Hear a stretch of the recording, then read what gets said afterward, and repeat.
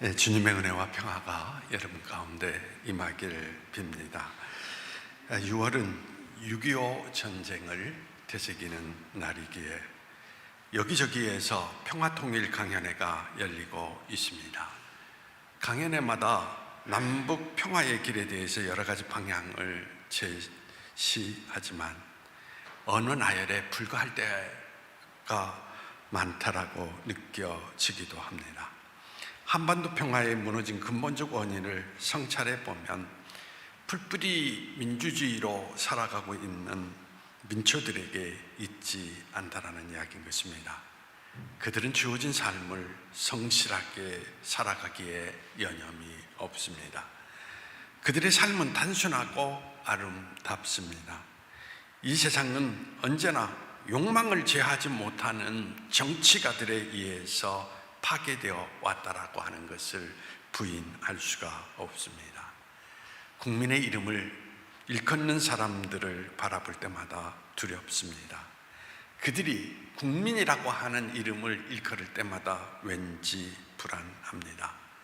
또 어느 곳에선가에는 그들로 인해서 고통을 받고 쓰러져 가는 사람들이 존재하기 때문인 것입니다.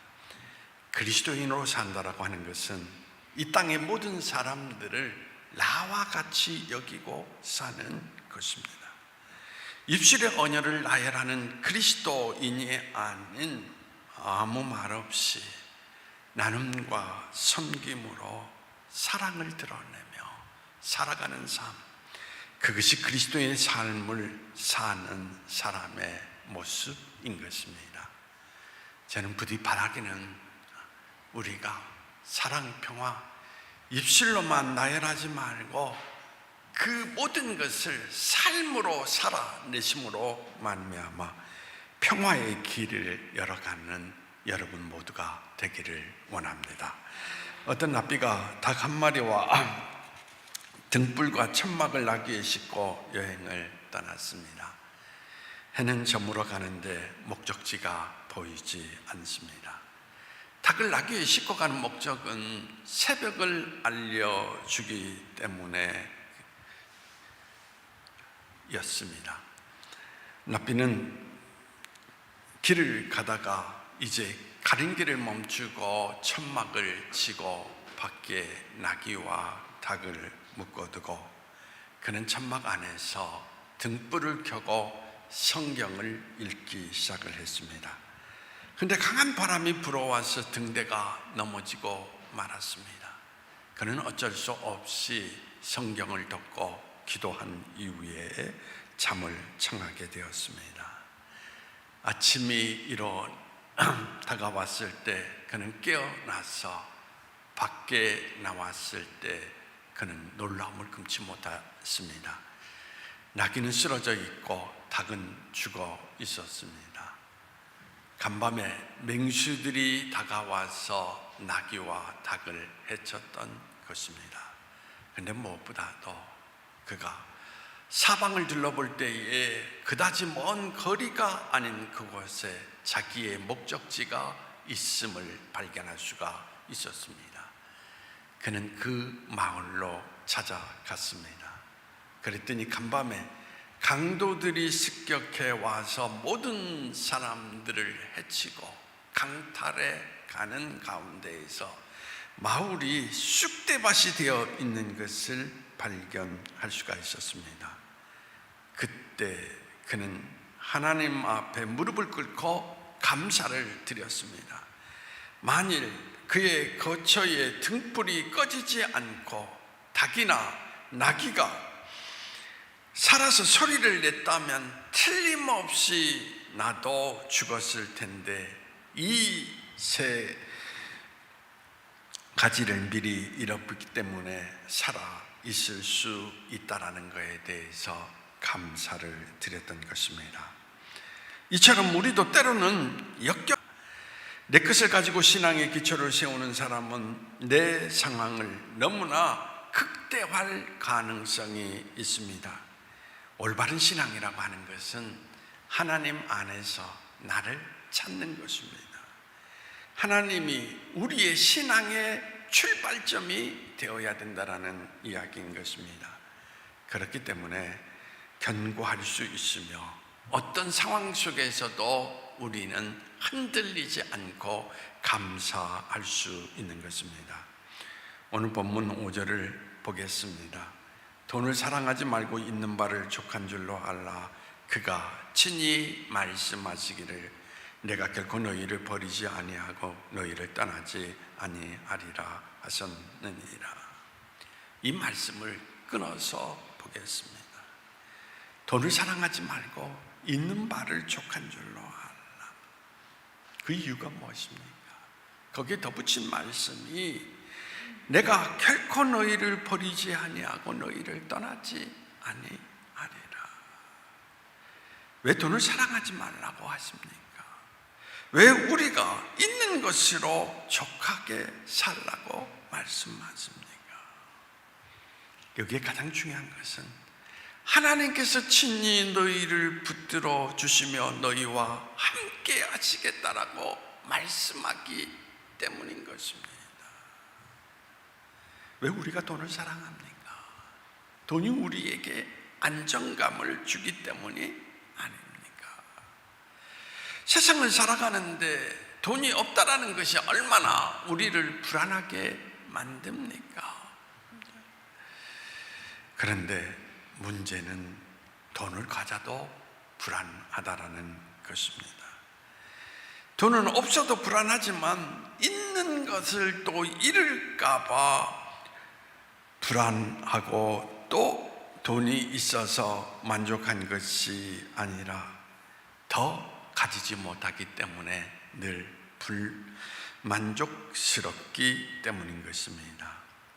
돈을 의식하고 살아가는 한 우리는 행복한 삶을 살아갈 수가 없다라는 이야기인 것입니다. 그래서 오늘 우리는 하나님 안에 거하는 것이 얼마나 중요한 것인지 그거에 대해서 말씀을 나눠보고자 합니다. 19세기 초에 복음의 전도자요 목사인 월프 체프만이라는 사람이 이렇게 이야기를 합니다. 배가 가라앉는 이유는 배가 물속에 있기 때문이 아니라 배 안으로 물이 들어오기 때문이다 라고 이야기를 했습니다. 마찬가지로 그리스도인들이 세상 속에 있기 때문에 불안한 것이 아니라 그리스도인의 마음속에 세상이 들어와 있기 때문에 위험하다라고 이야기를 하는 것입니다.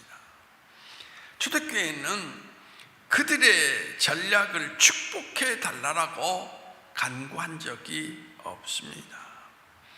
교회는 사람들의 관심을 끌기 위해서 전략이 필요하지 않습니다. 교회에 필요한 것은 성경의 진리를 가르치고 열정적으로 전파하고 정말로 진리대로 살아가는 것입니다. 문제의 본질은 주변 환경에 있는 것이 아니라는 이야기인 것입니다. 문제의 본질은 우리 안에 무엇이 있느냐, 이것이 중요하다라는 것입니다. 마태복음 14장 이하에 보면 우리가 잘 아는 사건이 등장하지요. 베드로와 제자들이 배를 타고 가다가 풍랑을 만납니다. 그리고 바다 위를 걸어오시는 주님을 보고 베드로가 주님께 말합니다. 만일 주시거든 나로 하여금 물 위를 걸어오라 명하여 주옵소서. 풍랑 가운데 주님을 바라보고 나아간 베드로는 기적을 경험하게 됩니다. 그렇습니다. 문제 가운데 기적을 경험한다라고 하는 것은 결코 이상한 일이 아닙니다.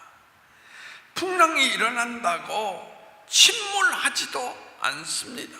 문제는 풍랑 가운데서도 물 위를 걸었던 베드로의 눈이 자신의 형편과 처지를 향하게 되었을 때 그때 문제가 일어난다라는 이야기인 것입니다. 마태복음 14장 30절입니다. 바람을 보고 무서워 빠져가는지라 소리질러 이르되 주여 나를 구원하소서 하니. 실제 우리의 삶 속에는 늘 풍랑과 파도가 있을 것입니다. 그리고 돈으로 해결할 수 없는 문제도 있을 것입니다. 중요한 것은 이 문제를 바라보기 시작을 하면 여러분의 시선이 주님을 떠나게 되고 점점 가라앉게 된다라는 사실을 성경은 우리에게 말해주고 있습니다. 그러므로 우리가 문제를 바라보며 열심히 산다는 것과 주님 안에 거한다라는 것은 너무나 다른 차원의 문제라는 것을 우리에게 말해주고 있습니다. 여러분에게 한번 물어보겠습니다. 여러분은 언제 하나님이 우리를 떠났다라고 느낌을 갖습니까? 어려울 때입니까? 아닙니다. 지루할 때입니다. 오히려 고난 가운데에는 더 하나님과 친밀함 가운데 하나님께 가까이 가지만 지루한 일상이 계속되고 우리 인생의 비전도 사라지고 도전하지 않을 때 바로 우리는 지루함을 느끼게 되는 것입니다. 우리가 그분 안에 거한다는 것은 가장 평범한 일상 가운데에서 하나님을 찬양하고 그분께 영광을 돌리며 살아가는 삶이 아니겠습니까? 결국 우리 신앙의 도전은 특별한 때가 아닌 일상 삶 속에서 이루어져야 된다는 것입니다. 일상 삶 속에서 어떻게 사느냐 하는 그 문제의식을 가지고 살아가야 된다는 이야기인 것입니다. 위기 가운데에는 오히려 신앙이 증명되고 빛이 납니다. 그러나 그 빛을 유지하기 위해서 가장 중요한 것은 일상 삶이라는 이야기인 것입니다. 그러면 그 일상이 어떻게 유지할 수 있느냐? 늘 그분 안에 거해야 된다는 것입니다. 식인종들에게 선교하던 분 가운데 아셀트라고 하는 선교사가 있습니다. 그분이 선교 활동을 하는 중에 식인종들이 여러 번 아셀트 선교사를 잡아다가 그를 먹으려고 계획을 세웠습니다.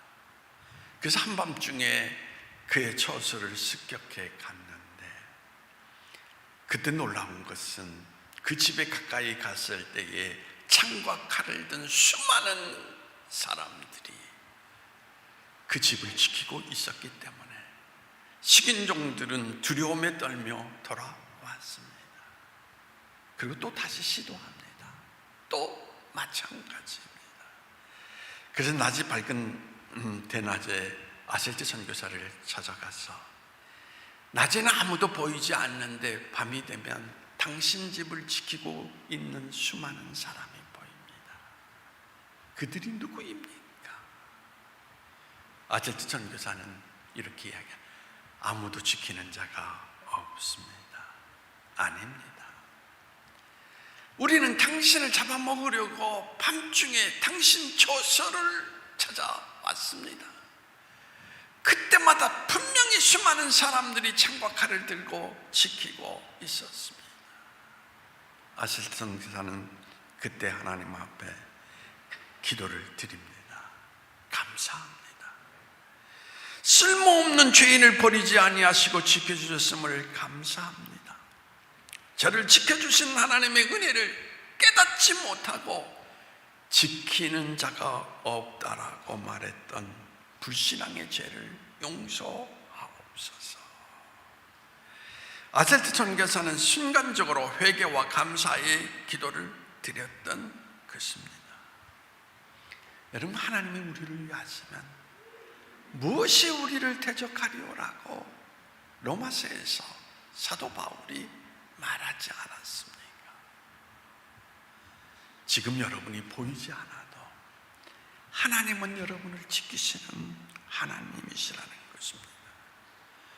믿는 사람들이 가장 약할 때가 언제입니까? 자기 홀로 있다라고 생각하는 그 순간 가장 약해집니다. 그러나 가장 강할 때가 언제입니까? 하나님이 나와 함께 계시다라는 것을 느끼고 고백할 때 가장 강한 존재가 되는 것입니다. 요한복음 15장에 나오는 포도나무 비유보다 그분 안에 거하는 것을 잘 설명하고 있는 성경이 없습니다. 아버지는 농부, 예수님은 포도나무, 그리고 우리는 가지입니다. 농부이신 아버지의 돌보심을 받고 포도나무에 연결된 가지는 풍성한 열매를 맺는다라고 말씀하십니다. 단지 우리는 그분 안에 거하기만 하면 됩니다. 그런데 그것을 잘 이루지를 못해요. 가지는 언제나 나무를 통하여서 영양분을 공급을 받지요.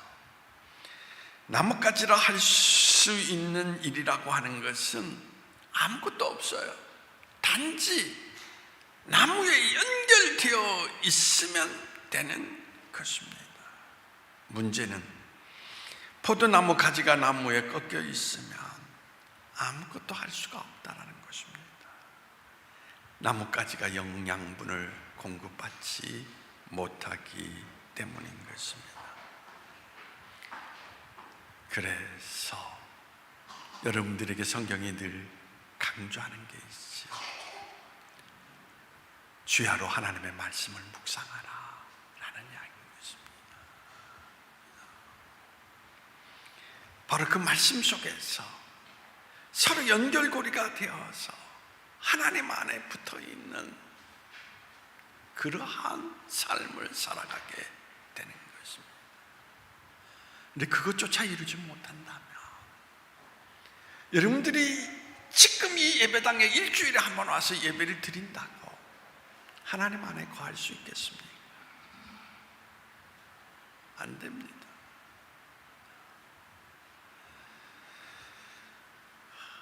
하나님과 우리가 멀어지는 원인이 어디 있습니까? 우리의 욕심일 때가 너무 많습니다.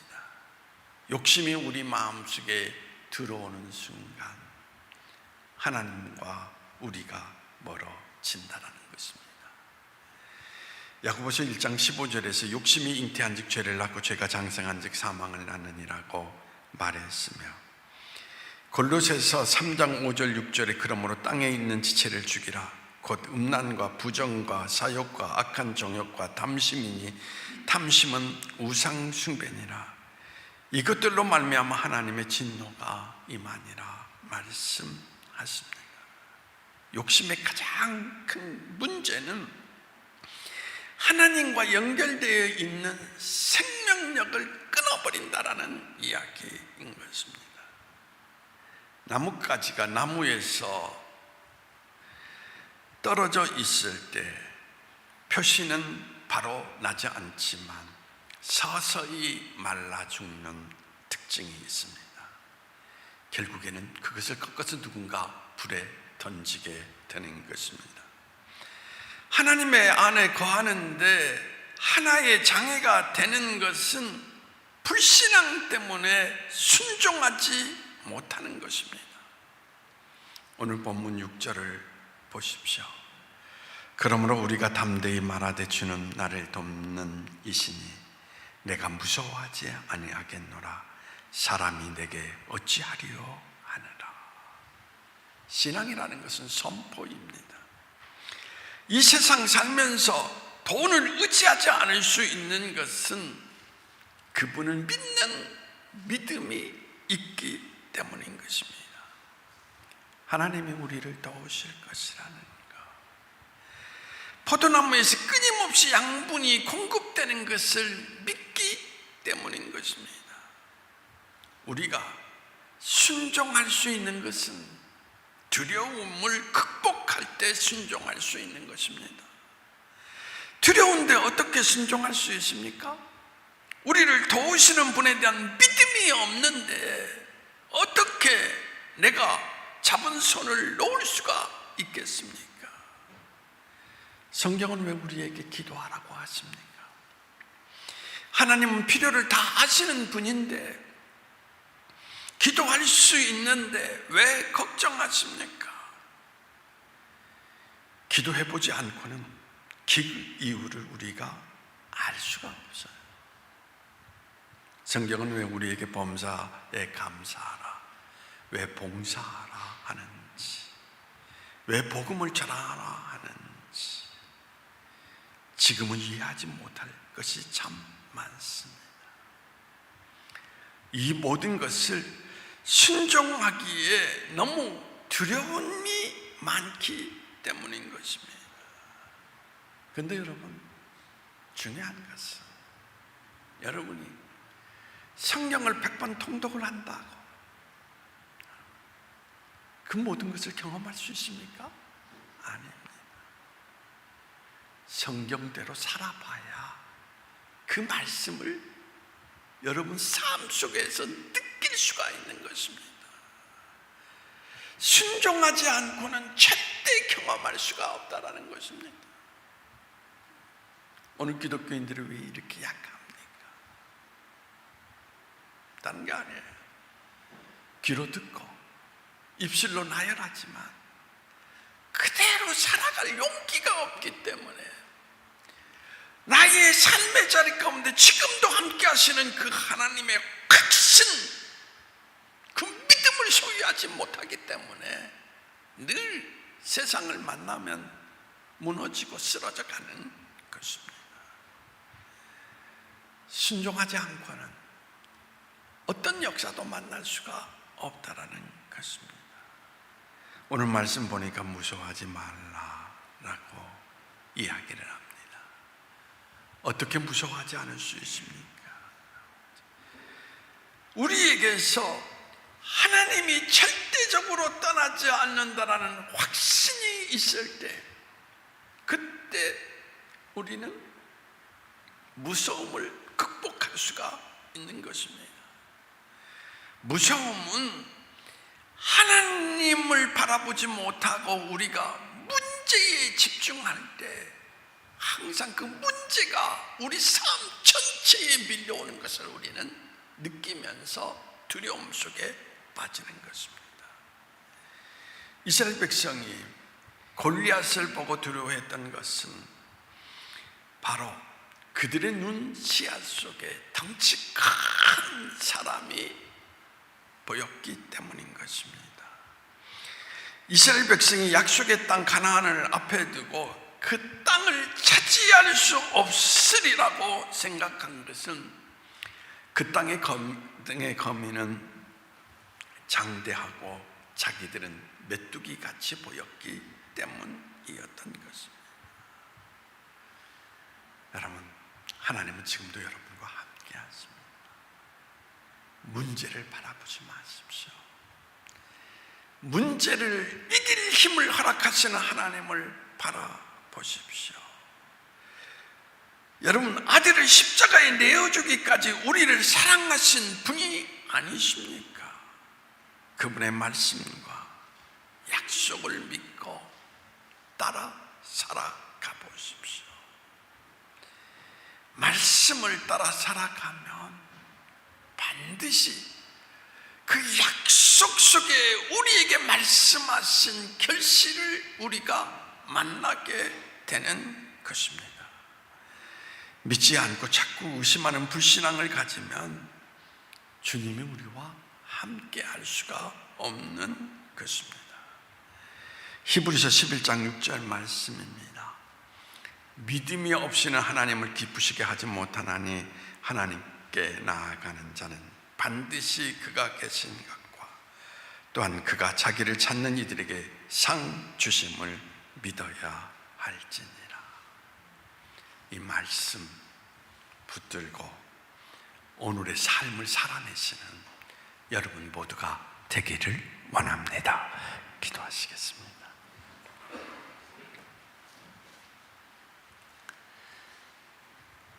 늘 우리가 신앙이라는 이름을 가지고 있지만 세상이 주는 두려움 속에 묻혀 살아가는 이유는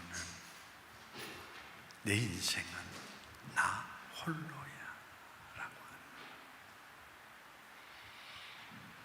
홀로 세상의 모든 것을 이겨나가야 된다라고 하는 강박관념 속에서 내 인생은 과연 이 모든 것을 이길 수 있을까 두려움에 덮니다.